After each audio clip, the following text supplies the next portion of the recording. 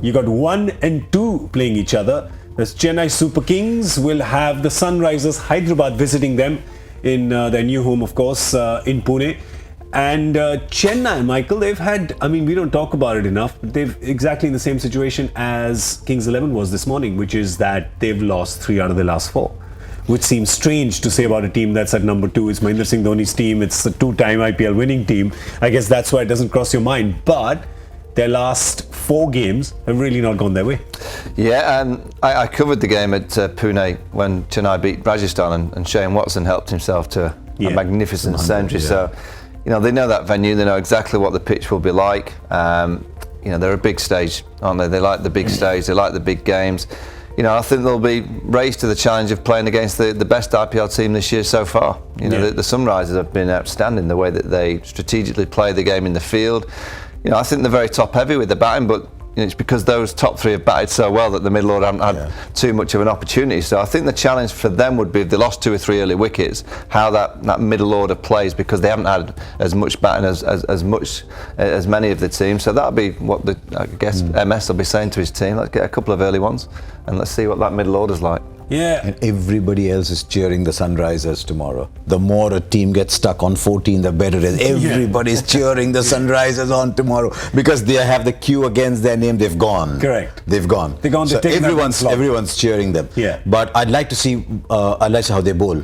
Dhoni's been very vocal, very critical about his bowling. As you said, unlike him to come out openly and say our bowling's not good enough. They've struggled towards the end. Only recently they've struggled a bit with the death bowling. So I'd like to see how they bowl. I still think if they can play a 180, 185 game, which happens in Pune, they've got the edge over Sunrisers, who so far have looked like a very good 150 side. But then, I mean, who's to say, yesterday they chased 185. And beautifully. And just with that record partnership of Shikhar Dhawan and Kane Williamson, so I'm sure they'll take a lot of positives out of that. But if Chennai has to take a positive out of that, it will be what Michael said, which is the middle order has not been tested for SRH. Let's have a look at the CSK lineup and ask the gentlemen here if they think these guys will make any changes. Probably to their bowling. Imran Tahir. Because you've seen a lot of games, he comes in between and picks up a couple of wickets in the middle overs and makes a difference. So if they have to play Imran Tahir, they'll have to play him for David Willey. Yeah, I'd expect that. Yeah, and then somebody else, an Indian fast bowler, comes in maybe for Karan Sharma. Yeah, but I don't think Chahar is still fit, or is he? I mean, he said a week ago that his hamstring was recovering and you could get him to play, but you know, they could even play a batsman. If he's not there, then K. Asif plays. I mean, because that's the only other. And how good was KM Asif? None of us have seen him bowl. He comes in and he really lets it rip, and all the international players drop catches off his bowling. Yeah. Well, he skids it so hard, it skids off the fielder's hands as well and off the bat. So that's a problem. But they could even play a batsman. They've got so many bowling options. They could even play a batsman. Yeah, they really could. I mean, because these guys. Actually, if you look at it, they've got 11 bowling options because Dhoni's bowled for India as well in the Champions Trophy 2013. Listen, don't talk about part-time bowlers getting wickets because the gentleman next to me will again start his story of how he got Tendulkar bowled through the gate. We go off air in 10 minutes, don't we? Yeah, but I can do an hour on it if you want. Yeah, I mean, you could do a quick minute as well. No, I've spoken far too much about that one delivery. Is that I should have retired then. Retired your bowling. I managed to clip the top of the off stump, and the game finished. And I went to the umpire and said, "Can I have the ball, please?" Yeah. So I put the ball in my pocket, and then I ran down to the end that I'd bowled Sachin, and the stump was there, and I nicked the stump. I thought, and it had the red mark on the top. And 10 minutes after I'd been in the dressing room, I snuck down to the away team dressing room like a little fan, snuck into the Indian dressing room. I said, Sachin, can you sign this for me, please? Please. And he went, of course I can. Yeah. So I have the stump and the ball signed by Sachin.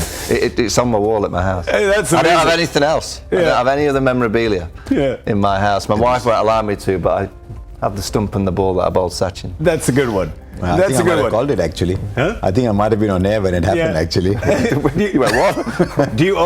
You should have also taken Sachin's bat, the one that you beat. You should have taken a bit of the pitch. I'd love to have the bat if he's watching and could possibly get it to me. We get the word across for sure. That's the least we can do. We can get the word across to him. But they started with Asif. Anything, but we could. They started with Asif and ended with Michael, didn't they? But yeah, they could play Asif. They could play a batsman. They could play anybody. Sunrisers Hyderabad. Let's have a look at their squad. Would they change anything? doesn't look like. I mean, Manish Pandey is probably the only one right now who they want more of a contribution from.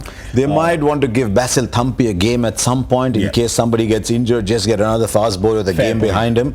So maybe if Ridhiman Saha is fit again, though I secretly think they wouldn't mind, because Shrivas Goswami is probably the more appropriate T20 batsman than Ridhiman Saha.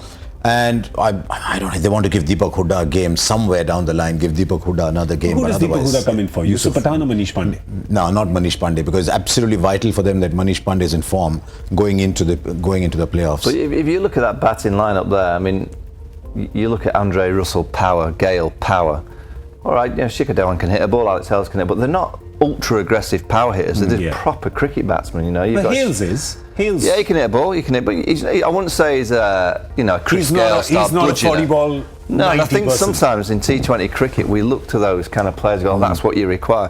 What you require in T20 cricket is this: smart. You need to have smart players who can assess the conditions, assess the game, know exactly where the boundary options are, and read the bowler. So when they're batting, they know exactly what that bowler's trying to do to them, and read the play. They might get a little indication from an action change of field settings, and they can just deliver 360 degrees. Sometimes with touch, and then with nice timing down the ground. So I look at that team and think, I don't think they've got ultra aggressive power, but they have 5 or 6 players that have got a little bit of that, which is so important in T20 cricket. Yeah, great point.